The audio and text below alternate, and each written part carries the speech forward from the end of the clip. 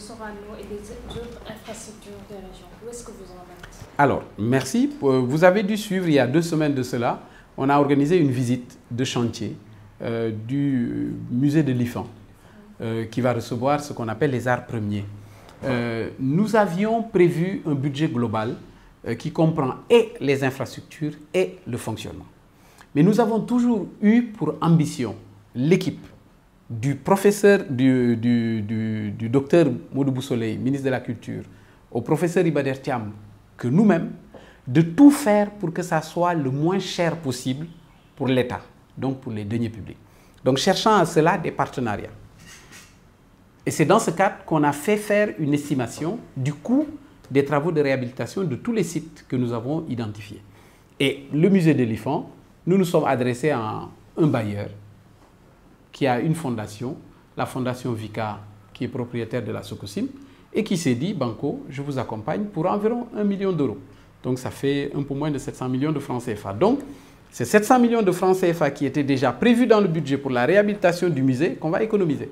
Ce travail est en train d'être fait et financé par la fondation Vika.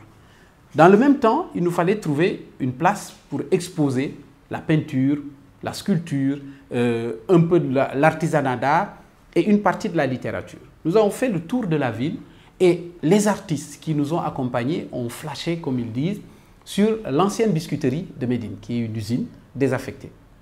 Je ne m'y connais pas. J'ai visité le site. J'étais émerveillé, pas par le site, mais émerveillé par l'émerveillement ou le ravissement des artistes qui trouvaient ça sublime. Moi, pour moi, sans plus. Chacun me disait, ouais, vous voyez ici. Alors, on s'est renseigné, cherchant éventuellement à louer. Et le propriétaire, Madame Seydi, quand elle a été informée de ça, a été ravie de pouvoir nous le mettre à disposition gracieusement, donnant congé à ceux qui avaient loué les hangars, qui pour entreposer du riz, qui pour entreposer des produits sanitaires, etc. et autres. Donc, pour vous dire l'utilisation que certains avaient déjà commencé à en faire. Et aujourd'hui, au moment où je parle, hier nuit, vers 22 h, on nous a appelé pour nous dire le chantier va démarrer, l'entreprise qui va faire la réfection est sur place, mais dans un des entrepôts, on a trouvé des faïences sanitaires, etc. Comment faire pour les évacuer? Et pour financer les travaux, nous avons trouvé un autre mécène qui, lui, préfère rester dans l'ombre et qui va financer en même temps la réhabilitation de la biscuiterie, les travaux d'aménagement que nous allons faire au centre culturel d'Outasek et les réhabilitations du théâtre Sorano. Avec tout un planning, et à côté de ça, tout de suite, pendant qu'on préparait cette émission, j'ai reçu un coup de fil d'un des ingénieurs, qui est celui qui est chargé, entre autres, de suivre certains chantiers et qui me donnait des informations sur les chantiers qu'il suit et qui me tirait la sonnette sur deux autres chantiers qui doivent démarrer aussi incessamment sous peu, disons comme on dit. Donc, c'est pour vous montrer que l'ensemble des sites que nous avons identifiés pour pouvoir être utilisés sont en train d'être réhabilités. Vous verrez aussi, si vous passez à côté de l'ancien Club Med qui est devenu l'hôtel des Almadies, et un peu plus bas, au niveau du virage, un peu avant le virage, à côté du casino, il y a un terrain vide qui avait été clôturé.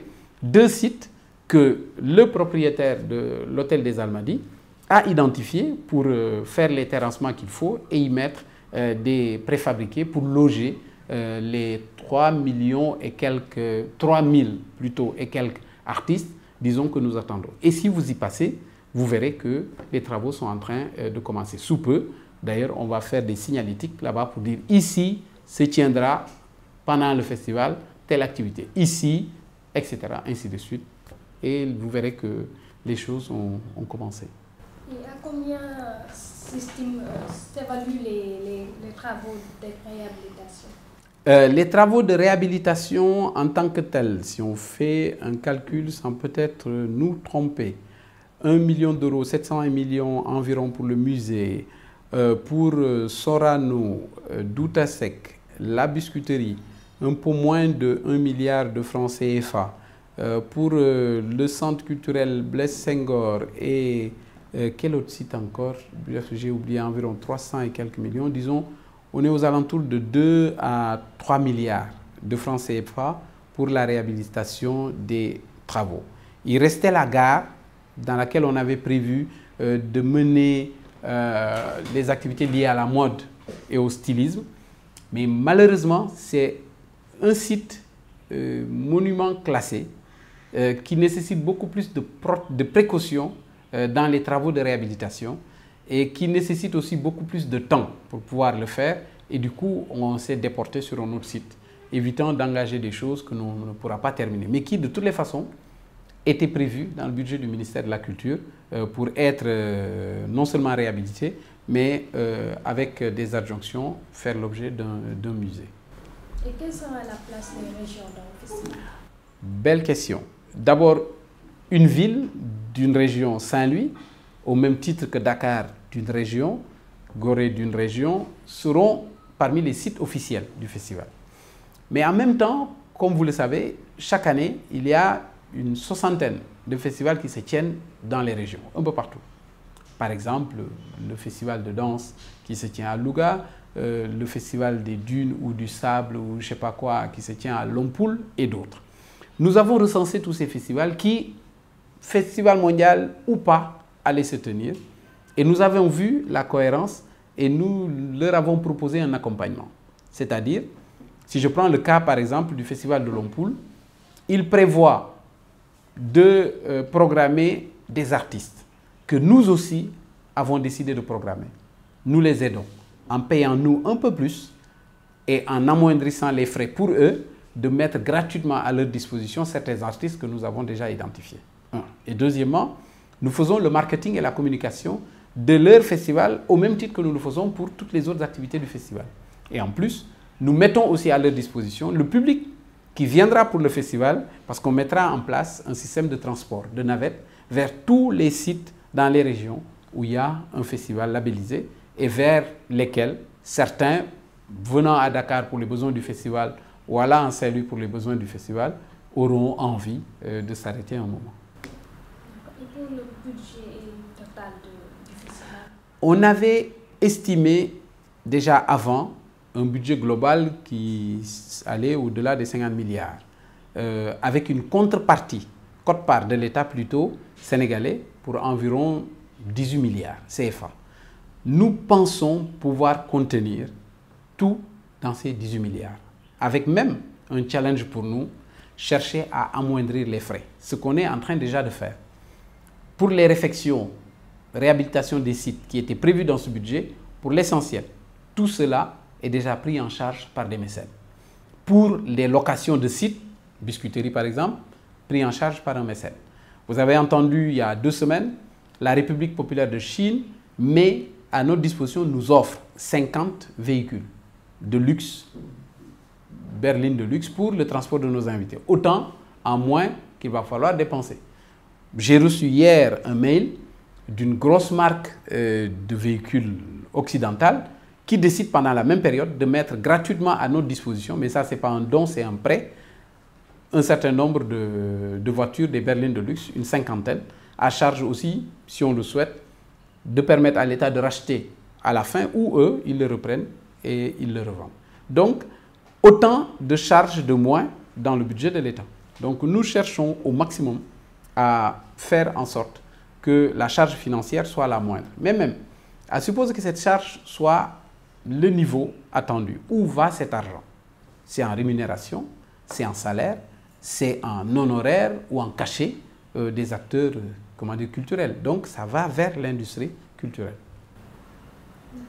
Et combien de personnes sont attendues pour le festival? On n'a pas... vous savez, on a tenu une réunion avec les professionnels du tourisme et de l'artisanat en leur disant voilà ce que nous comptons faire pendant cette période. À charge pour vous d'essayer d'en tirer toutes les opportunités.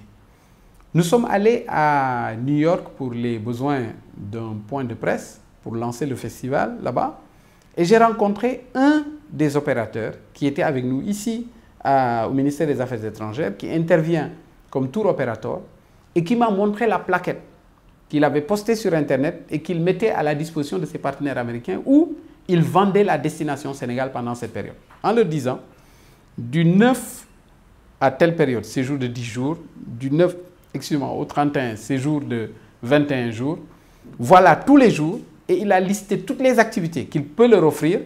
Et toutes ces activités sont les activités du festival. Puisque, comme vous le savez, toutes les activités du festival sont gratuites, accès libre. Nous respectons les contenances. Comment dire encore, stade Léopold Sédar Senghor, pas plus de 70 000 places. La place de l'Obélisque, même si c'est sur un terre-plein, on verra la capacité maximum, les services de sécurité sont en train de le quantifier. Donc il y a un système de billets, de billettage, mais accès libre. Sauf, comme je dis à mes parents, Tiamen, Diayen et autres, sauf ce qui est de la gastronomie où là il faut payer pour pouvoir déguster les cuisines, disons, des autres pays. Donc, ces tour opérateurs sont en train de travailler à vendre la destination. Nous attendons à recevoir des artistes. Nous attendons à recevoir des invités officiels de l'État. Et pour ça, nous travaillons avec les services du protocole d'État. Nous attendons à recevoir d'éminents scientifiques et chercheurs sur les questions liées à l'Afrique et au développement de l'Afrique. Ça, nous le savons. Et pour ça, nous prenons nos dispositions pour les accueillir, pour certains les transporter, les accueillir à Dakar, les transporter ici, les loger, les nourrir et les véhiculer pendant le temps de séjour. Mais globalement, ceux qui, du fait du festival, viendront au Sénégal, il me sera très difficile, au niveau où je suis, de vous dire il y a combien de personnes attendues. Ça, il va falloir aller faire le tour des tours opérateurs ou aller voir le ministre du Tourisme compte tenu de ses prévisions d'entrée. Pouvez-vous nous parler des retombées attendues au festival sur le plan économique et aussi financier? Mais vous imaginez pendant presque un mois, même un peu avant pour les troupes qui viendront avant pour les répétitions. Je ne peux pas a priori le quantifier, mais c'est autant d'argent que nous mettrons à disposition qui restera dans le tissu économique. Les réhabilitations, aujourd'hui, on paye qui? Des entreprises sénégalaises. Qui payent qui? Des ouvriers sénégalais. Il y a peut-être dans les matériaux certains qui seront importés nécessairement, mais tout ce qui est façon, tout ce, etc. Donc, si on dit qu'on va dépenser presque 3 milliards en termes de coûts de réhabilitation, il faudrait compter peut-être au bas mot 1,5 à 2 milliards qui vont entrer dans les poches des uns et des autres sénégalais. Donc, ce sera dans le tissu économique. Si on vous dit qu'on va avoir, disons, 3000 artistes qui viendront, il y en aura peut-être 1000 ou 1200 qui viendront du Sénégal et qui tous auront un cachet. Qui tous, ça veut dire pendant les 21 jours, vont travailler.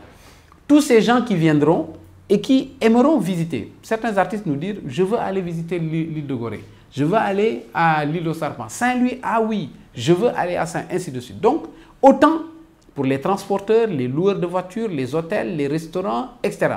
Autant pour les tailleurs, ceux qui vont confectionner des souvenirs, etc. Donc, déjà, économiquement, c'est autant d'argent qui va rester dans le pays. Et c'est autant d'argent que d'autres viendront et mettront dans le pays. Donc, ne serait-ce que de ce point de vue-là, et donner l'opportunité aux acteurs culturels de pouvoir se faire voir, se faire connaître et donc de mieux vendre. À ce propos, on va rebondir sur la participation des artistes sénégalais dans ce festival et leur degré d'implication.